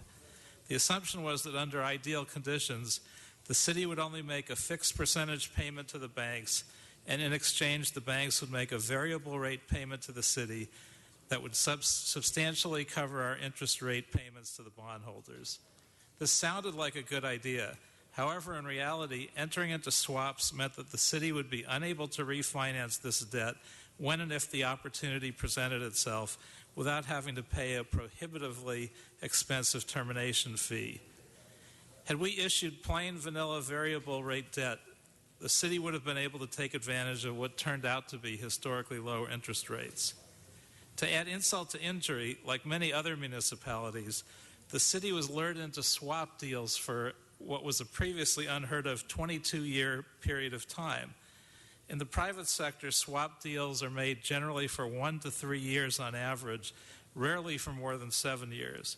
So not only are we stuck with this deal because of the nature of the swaps, unless we pay an exorbitant termination fee to remove ourselves from the deal, we're stuck in this deal for 22 years. We have no flexibility to take advantage of reducing our debt costs, which ties up our money that could be spent on other much-needed city services. While swap deals were promoted as a way to make investments safer for municipalities, they instead spread confusion among municipalities who were enticed into taking on more risk than they ever realized. It is important for you to know that today we're not being asked to vote on terminating doing business with New York Mellon or Dexia. That's a question that will have to be left to another day. However, what is equally important in the recommendation is the request to have the city attorney determine if there are any potential legal remedies that the city may pursue against those institutions involved in the wastewater swap deals. Our window of opportunity to pursue certain legal actions may close as early as September or October of this year. Therefore, it's vital that we approve these recommendations immediately so that the city attorney can explore the city's options to potentially recover millions of dollars, as other cities have looked at doing or have already done. Members, we need to hold Wall Street accountable where others have not, and let Wall Street know that we're too big to ignore. Thank you for your consideration.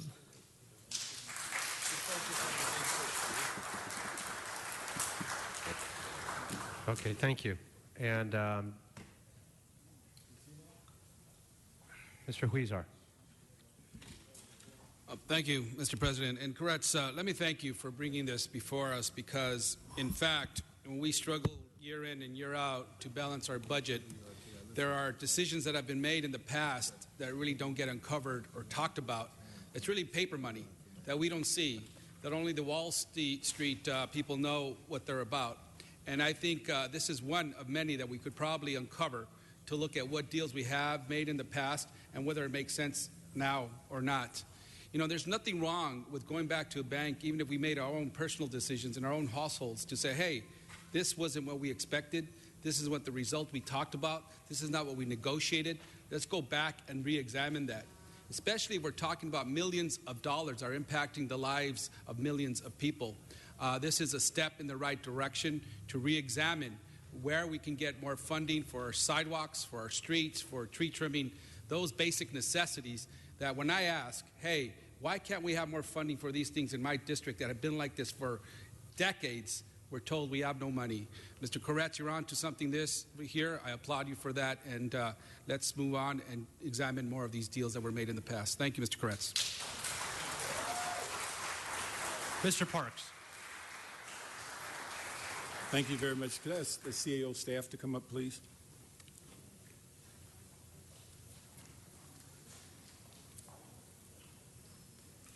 I just had a couple of quick questions, and I'd ask you to explain your chart. But one of the things I was wondering, because of these financial institutions and the instruments they use, do the banks we deal with still own the instruments that we initiated, or have they been packaged or sold or discounted to other banks? Are we dealing with the right people when we mention two specific banks? We are. The two banks still continue to own the swaps. In the case of Dexia, there's been a number of significant changes on the ownership. Dexia is a European-owned bank by the governments of France and Belgium. It has gone through bankruptcy twice and is essentially in the process of eliminating all of its banking activities in the U.S. Okay. The other thing I was wondering about is we evidently got some either savings or something in the initial phases of the swap. Is the expectation that if we go forward that we would be returning those or minimizing them in addition to cutting off business with the banks? So if we were to terminate the swaps, we would still have to refinance the existing debt that exists. And so an analysis would have to be done to determine which instrument would make the most financial sense for the city. But let me ask you this, you finish your thought, and then I'll ask you one other question. No, I'm fine. Go ahead. Okay. The other thing, have you met with these banks already? Yes. What is their general perception about our request to refinance and whether they walk away from the future interest and things like that? About a month ago, I met with representatives of both Dexia and New York Mellon in New York City.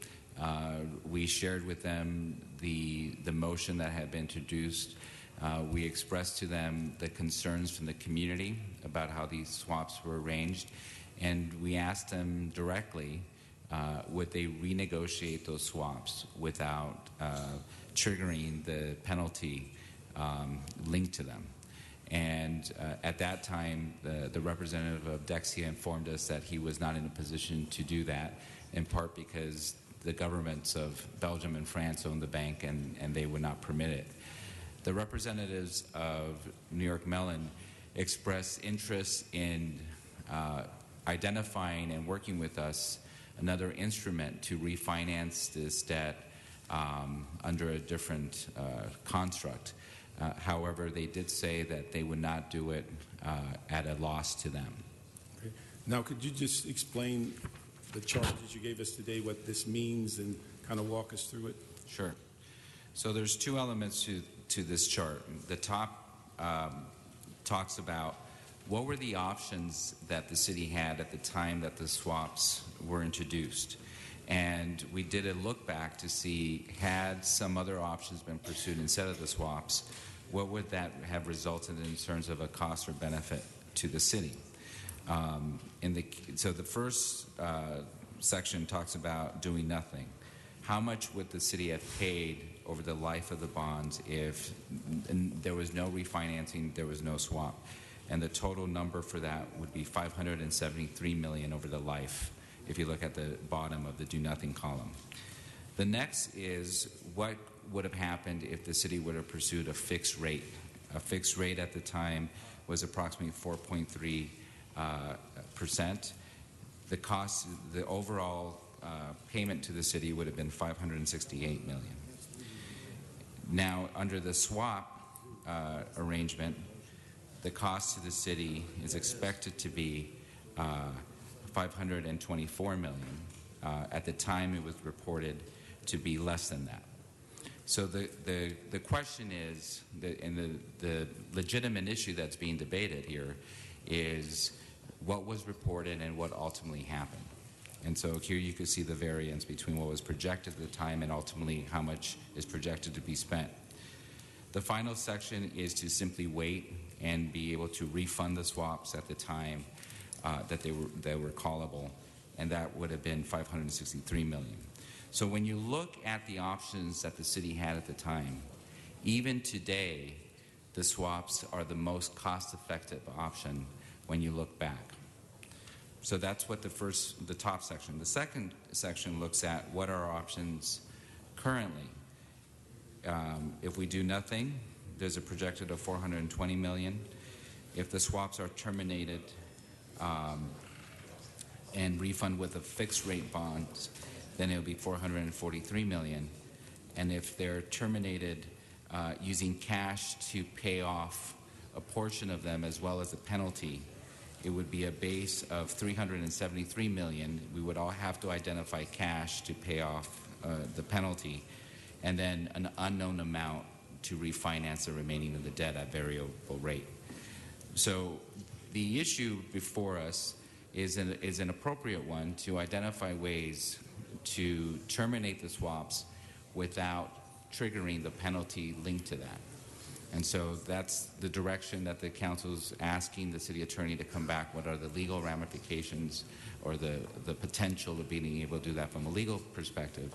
I could tell you, having met with representatives of those banks, we've made that request, or I made it on your behalf, and so far they have not said yes. And if there were to be action from your council, we would go back to them and make the same request. Okay. My final question is that, based on the motion, basically you're on a research mission to come back to us? Well, you're directing the city attorney to come back with legal options, and you're directing us to go back to the banks and make a request on your behalf to terminate the swaps without triggering the penalty. And so we will do that. We'll come back and report on what the options would be should they not agree, and then proceed accordingly. It's important to clarify one important fact here, that not $1 associated with the swaps is general fund. So these dollars cannot be used to pay for police officers or to pave streets or to trim trees. These dollars are specifically for the wastewater program. It's against the law to use these dollars for a purpose other than what they're intended to be used. Okay, thank you. Thank you, Mr. Parks. Mr. Koretz, to close. Yeah, just a couple things. One, I'd point out that our lack of success in negotiating so far could partly be a factor of the CAO saying that, hey, this is a fine deal and we've done as well on this as anything else we could do. So if you assume that, they have no basis with which to negotiate with us. I don't think that's the case. And it's interesting enough, if you look back at all the different hearings that have been held, let me quote a few of the things that CAO and his representatives have said. Trust me, I'd like to get out of it. I mean, we look at it monthly to see if there's an opportunity to get out of it. It's just not economically feasible to terminate the rest at this point. The bottom line is we still ended up ahead. The swaps are saving us money. If we were to look back today, and I know what I know today, of course I wouldn't have done a swap. I'm going to in a hearing in 2010 with Mr. Alarcon, he said he was going to instruct the CAO to negotiate with these banks, and if they fail to negotiate in good faith with a good deal, and we have no interest in doing any more work with that institution. CAO's office response was, I think that would be great. Mr. Alarcon said, you got to fight fire with fire. That means you got to negotiate it, stand your ground, and fight to get what you deserve out of a deal instead of allowing them to control us. CAO's office, we agree. See, another hearing, I think we would have done maybe unhedged variable rate debt. That would have been a possibility. I would have gone with variable rate and refunded into fixed debt later on. So the CAO's office itself has said everything that's run the gamut from this is a great savings to actually we would have done anything but this was the worst idea. And if you look back at the hearings, it's very hard to base any action on and have any confidence on an office that has said everything from it being a terrible deal to a wonderful deal. I think they have absolutely no credibility on this issue. And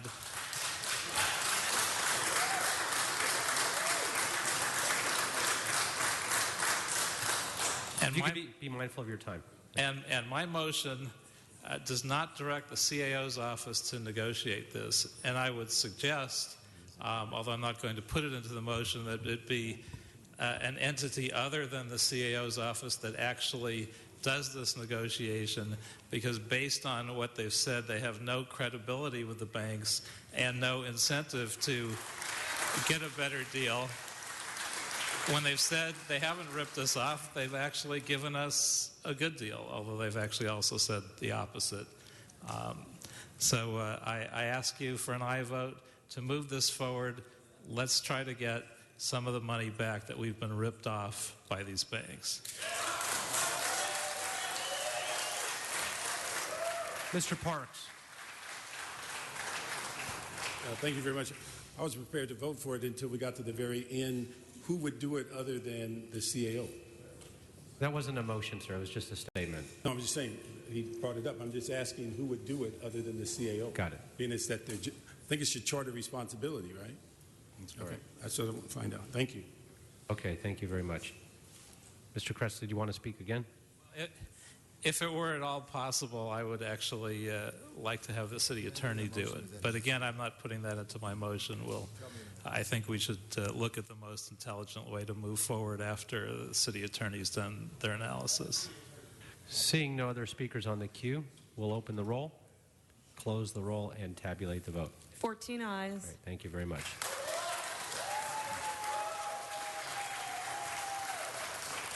Okay, we've got 3 other items for cards. 29, 31, and 39. Wanakala on all 3 items.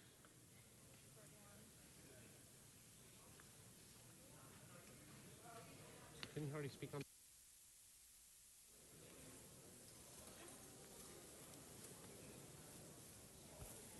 This is amazing.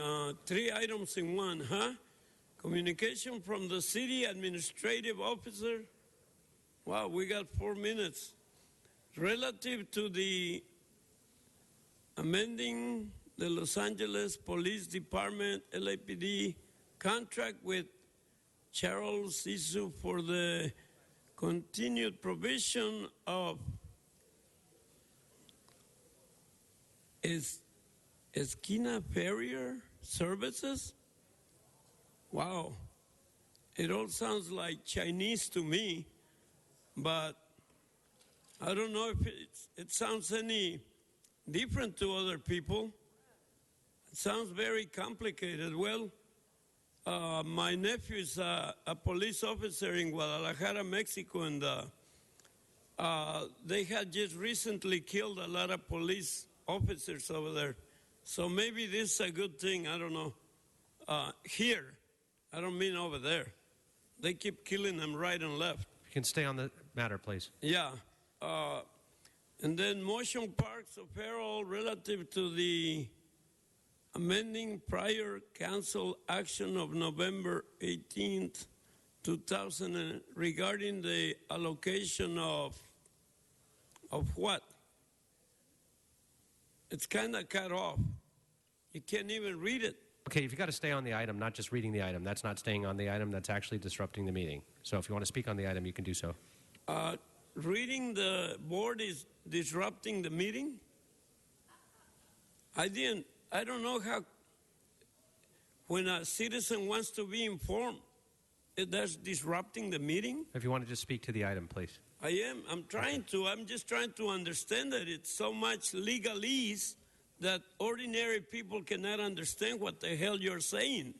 You know what I'm saying? Yeah, you know what I'm saying. All you do is your damn legalese, right, city attorney? He is not. Okay, thank you very much. Herman on 31.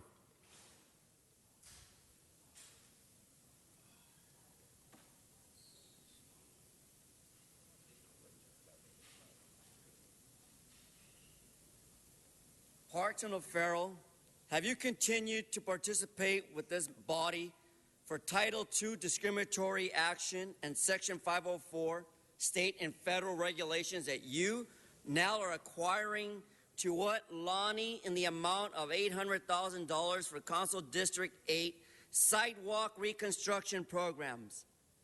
How long? I have a motion here from a different Public Works motion under F1 number 070113. A different councilman in 14 who can't even fix the goddamn sidewalks in Boyle Heights and throughout Los Angeles. What the is going on? Don't you get it? Batman observes everything. And you're way out of line when you ask Lonnie for various eligible sidewalk reconstruction projects for Council District 8. A program. Stick to the real program. Abide by the law. Regulate ADA compliance, sir. Thank you. Great, thank you. So that concludes the public comment cards on those particular items. Let's open the roll. Excuse me, on both those items. Let's open the roll, close the roll, and tabulate the vote. 13 ayes. That'll be forthwith without objection. And then we'll go ahead and let's go into closed session on item 39. Do we have cards on 39? No cards on 39. So we'll go ahead and recess into closed session. So if we can ask the sergeant to clear council chambers, we're going to stay in council chambers for this item. And we're asking on this particular item principals only. So no staff, principals, CLA and CAO. Principals only on item 39. So let's go ahead, if we can, ask Channel 35 as well. We're going to go ahead and go into closed session. We'll give a moment to clear council chamber.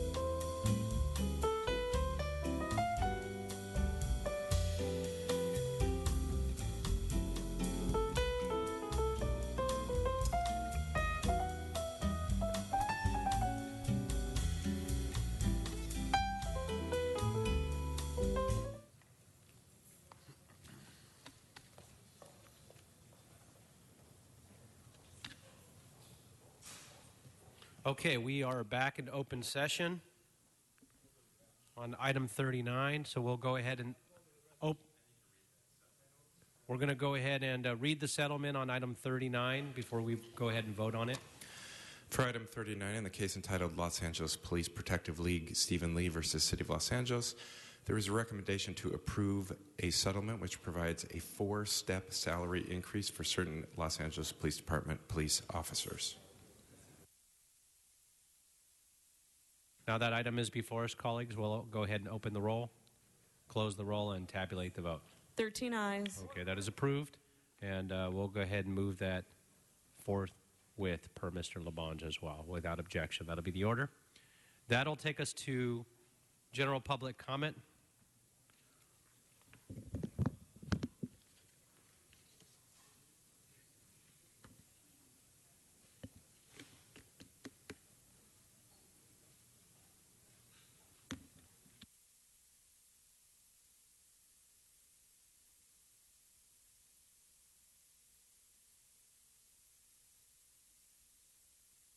That's true. Robert Lucas. General public comment. Robert Lucas. Not here? Okay.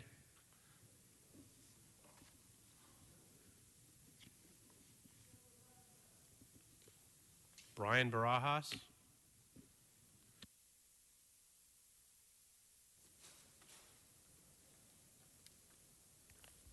Okay, I'm going to reiterate an August 30th meeting for all Americans to attend. It's going to be at the THROOP, Thrope Memorial Church, August 30th from 11 a.m. to 5 p.m. Please get all the details. Call 818-630-7725. Now,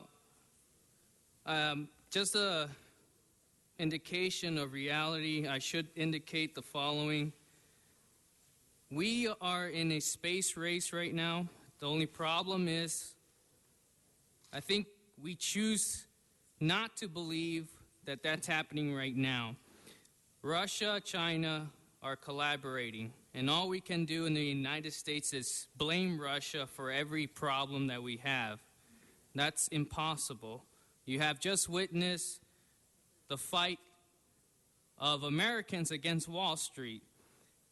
What LaRouche said is, go with Glass-Steagall. Why don't you just eliminate the bastards with that law? A complete separation of Wall Street. They have to disintegrate, but without killing the American and taking other countries down with them. It's a first step, but we do not have a president who's committed to making that first step. The elimination of an empire, a financial empire. And I think more Americans are going to have to go with LaRouche's program. And they have to understand it. Because if you don't, we go into World War III.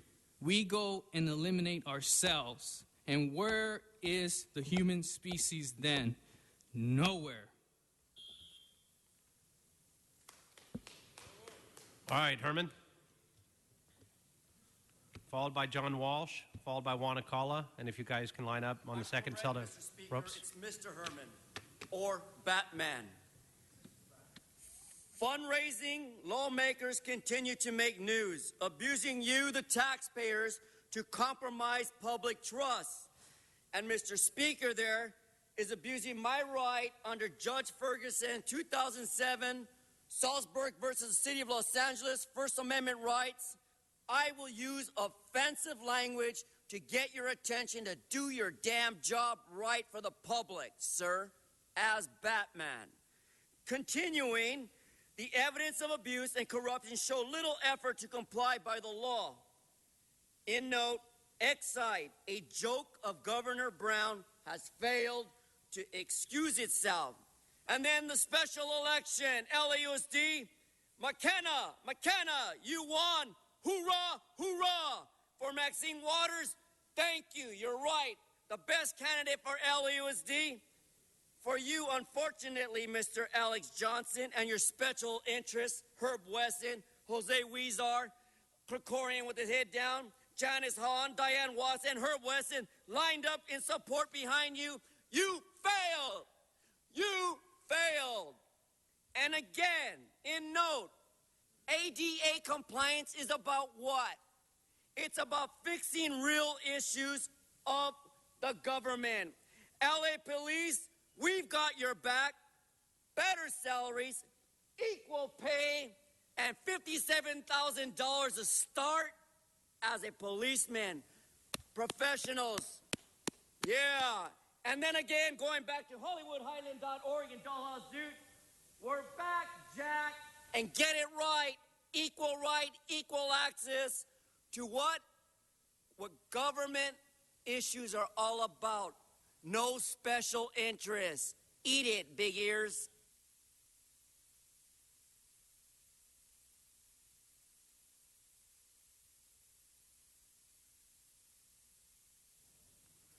John Walsh blogging at HollywoodHighlands.org or at J. Walsh Confidential or tweeting at Hollywood Dems. Yes, we had an enormous victory. We had Mark Ridley Thomas' vicious, vile, sexual attack on George McKenna, saying he was soft on child molesters. I want to tell you, about 2% of the black community voted for his candidate, Mark Ridley Thomas, his candidate. The only votes that his candidate got were from racist white people, and there are plenty in that district. Only 8% of the registered voters voted, but they voted the right way. Slam dunk. For the black puppet had his head taken off. He was defeated by George McKenna, a proud black man that we spent an enormous amount of time on his candidacy. Something you're going to be hearing pretty soon about the murder in Florence, the police execution of Ezell Ford, a young black man on Florence Avenue. There are going to be some huge demonstrations on that. The LA Times is now being run by Austin Buettner. Remember when he worked here, LA DWP?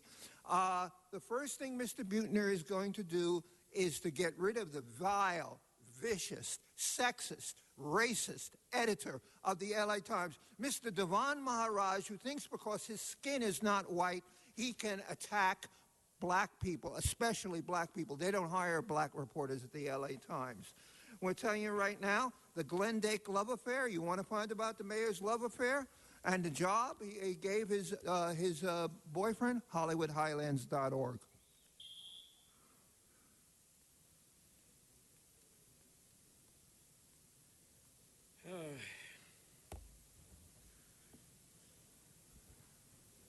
The Glen Gate, Billy Gate, whatever gate. It's a lot of gates. A lot of gates open. And who the hell hired these people to govern over us? It was not the people, I dare say, because the elections are not really very, very clear and accountable. I ran for city council. A lot of people told me that they voted for me, and city council said that I only got 3 votes. Give it a break, Jack. Anyway, what I want to tell you is I went to Guadalajara, Mexico, and, well, your streets are tame compared to Guadalajara. There's holes all over the damn street. There are sidewalks that are buckled like that. So, in that sense, you're a little bit of a better city, but guess what? We don't have as many homeless people on the street over there. You idiots! What have you done with housing for everyone? You made it so damn expensive that your own grandmother has to sleep on the street. You idiots! You fools! You think you're so wise? You're nothing but a pizza Should I say shit or crap or what? We are the people. We're allowed to talk like the people. Not thanks to you, thanks to the Supreme Court. And guess what? If we don't get something done about housing for everyone, you're going to have some hairy issues in the future, like your salaries are going to be All right, void. thank you once again for sharing. Okay, so we're going to go ahead and recess the regular scheduled meeting so we can go into the special meeting on item 40. Very good, sir. Blumenfield, Bonner, Buscaino, Cedillo, Englander, Fuentes, Huizar, Carrasco, Corrin, Labange, Martinez, O'Farrell, Parks, Price, Wesson. 13 members present and a quorum, Mr. President. Mr. President, item 40 is an item for which a public hearing has not been held. 10 votes are required for consideration. Okay, we'll go ahead and open the roll for consideration on item 40. Close the roll and tabulate the vote. 13 ayes. Great. We've got two general public comment cards on item 40. We're going to have 1 minute on the clock. This is a special agendized item. John Walsh, followed by Herman. John Walsh, HollywoodHighlands.org. These are the two suspect trust funds with, I think, $20 million in it that the head of the IBEW will not tell us how the money is spent. You've been fighting with them for quite some time. Where is this money going? You're not going to hear them talk about it. It's the Joint Safety Institute. There's a lot of corruption there. It doesn't really exist in the Joint Training Institute. The media has been on top of this, but we haven't heard anything about the payments to the trust will be made in an escrow account and will not be spent for a period of 120 days. This whole thing sounds rotten. Anytime they don't discuss it, that means it's a deal. It's going through millions and millions of dollars into the hands of corrupt union pockets. HollywoodHighlands.org.